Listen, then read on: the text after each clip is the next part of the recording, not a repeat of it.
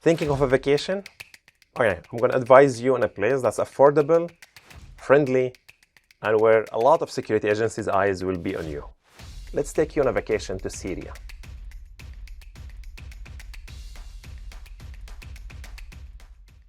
When I say the word Syria, what comes to mind?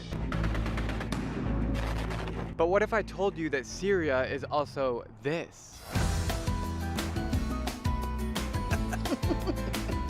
Syria! Welcome to Syria. This was the intro of Drew Binsky. It's the first of a series of videos we'll be doing about vloggers who traveled to Syria and who promoted the narrative that Syria is safe and it's a nice place to live. Syria! Welcome to Syria. It actually amazed me how the two ladies welcoming people in Syria had Bashar al-Assad's photo right behind them in the background. Since 2011, more than 500,000 innocent lives have been taken. By whom, we don't know, clearly, mostly by the Syrian government, but apparently it's not the job of a vlogger to tell you the truth about the country he's promoting as a safe country. I'm on top of the mountain overlooking Damascus, Syria. It's just amazing! It is amazing from the mountain on top of Damascus, especially when you see UNHCR refugee tent actually covering areas of Damascus. Oh my God, look at this view, guys. Yeah, look at the UNHCR tent, guys. Stunning. So I'm in the middle of the street here and I found a fruit stand and this little kid with the hat on is making it for me. Thank you. Wow. So in a couple of years, this little kid is not going to be there because he's going to be drafted to military service. And possibly when Drew goes there, this kid will be running out of the country, living as a refugee in Lebanon or Turkey or Jordan, just to avoid being conscripted to the military service and the Syrian government army. Nevertheless, let's watch. The owner of this shop, after I got the pomegranate juice, he just gave me these free beans. Thank you so much. يا سمرة يا تمر هندي برا المخشوش والأصلي عندي. What do you call these? Fool. Fool is actually the name of the food, but it fits perfectly for this guy. For some background info, Aleppo used to be Syria's biggest city and economy before the war, with 2.3 million people. But since the Arab Spring happened in 2011, it's become the centerpiece of destruction, where the vast majority of the city is now in rubles. The civilians who stayed around were living with minimal food, water, fuel, and electricity, as grocery stores, hospitals, and schools were bombed. Grocery stores, hospitals, and schools all basically were targeted, and that's part of what we documented around Aleppo and other areas. If you go to our website, there are a lot of reports about targeting civilian infrastructure by the Syrian government air forces and the Russian air forces at the time. You can see shop owners sweeping away the debris and crafting the walls back to how they used to look. Many streets are busy as can be, and schools are back in session. It's been a very eye-opening day here in Aleppo, full of emotions. But if there's one takeaway I have from today, it's that the future is now, and the people will come together and have hope. Everybody has hope. It's great to see the kids going back to school and hear about reconstruction efforts. However, schools are actually in session only in the Syrian government-controlled Syria, because the Syrian government destroyed schools and the rest of the country in the areas they do not control.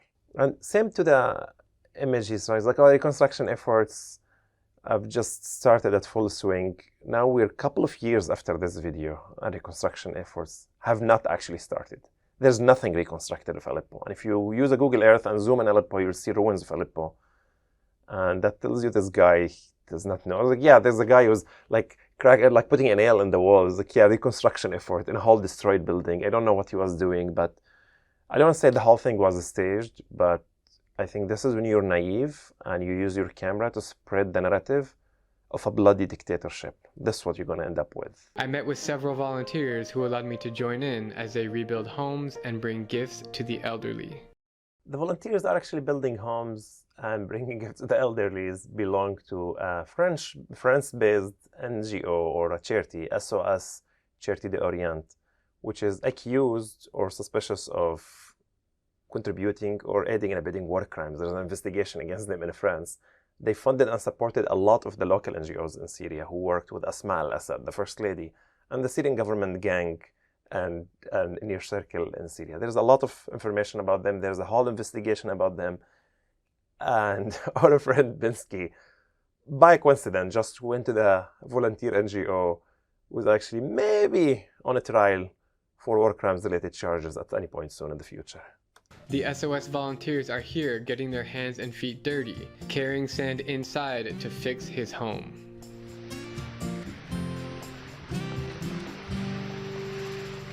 I volunteered a lot in my life, but never volunteered in an organization that's allegedly aided and abetted war crimes and crimes against humanity. And if I did, I wouldn't be so proud to put it in a video, in a promotional video, to see how Syria is a safe country. We have just driven for about an hour to the outskirts of the city, and I'm with my friend Gaida, who you might remember I was with her in Damascus last week. So Gaida, where are we right now? We're in a suburb called SJAC, and we're gonna meet a friend. Awesome, and where is the friend's house? I think it's over there. Up here? Okay, here we go. So the friend house is actually the house where the tour guys who work for the touring agency or tourism agency who's taking him on the tour. He's aware of this, but he fails to disclose that. And Gaida is the lady who went with him to the restaurants in the very well-staged and well-prepared tour to show him only the things she wants him to see, and the Syrian government allow tourists or videographers to see in the country. Nice to meet you. Hi. How are you? This family is so sweet and made me feel right at home. We chatted for a while, and they told me they're going to make kibbeh, one of the best Syrian dishes that I've yet to try. Kibbeh is actually one of the best Syrian dishes, indeed. But the guy he visited and his family, with Gaida, appears in all these videos. They work in the tourism agency, and it's just not an innocent Syrian home where they just happen to host people to show them how delicious kibbeh is and how great is the Syrian food. In the past, I've been called out for being sponsored by the Syrian government, but it's absolutely not true. My trip to Syria was self-prepared and self-funded, and in fact, I've been trying to go back, but I've been informed that I'm blacklisted and cannot get the visa. As you can imagine, I'm really upset and hurt by this because all I've been trying to do is share the beauty that exists in Syria through my videos. What you are sharing actually is the beauty of the Syrian people and how delicious is the food and how great is the Syrian government and how bad the terrorists were, terrorists in quotes, because that's what the Syrian government narrative about what happened in the conflict after the Syrian government killed more than 500,000 Syrians and displaced half of the nation. Yes, you might not be sponsored by the Syrian government. They're stingy, they're bad, they're cheap, they're not going to pay you money. But they're going to allow you in and they're going to use you. And it's enough to be stupid to be used. You don't have to be sponsored and get money.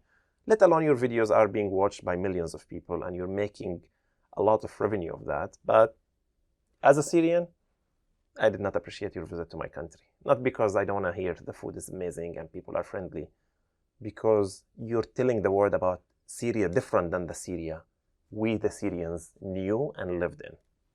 I unexpectedly received 16 things for free without asking for any of them. What the f, bro? You received 16 things for free from a country in the middle of war or a bad economy. You should have paid those people. It's a very, in quote, affordable things. People are giving you gifts, of course, because they're friendly and nice, but I don't know how I feel about that. I wouldn't take gifts from people in a war zone.